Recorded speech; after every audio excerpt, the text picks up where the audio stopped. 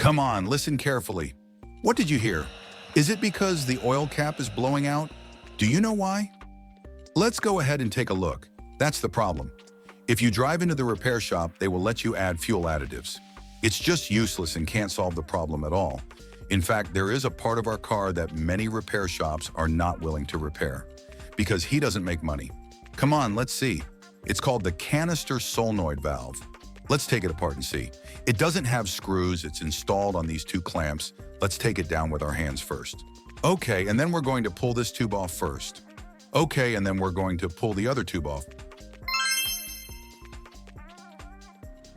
Okay, and then we're going to press this button and pull the plug off. Okay, so this fuel tank is out. It's actually an electronic valve. When you turn it on, the two tubes are connected. When you turn it off, the two tubes are not connected. I'm suspecting that it's not working after it's turned off. Let's try it.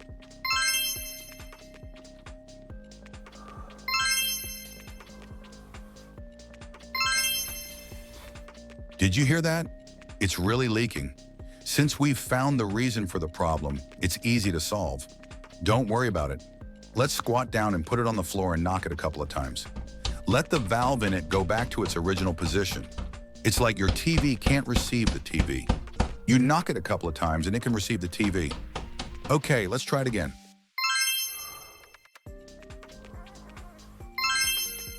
Did you hear that? It's not leaking. Let's put it back in. Okay, and then we're going to see if the fuel tank is working or not. Hey guys, the problem is solved in a while. Remember to support DIY drives. Come here and listen. The problem is solved.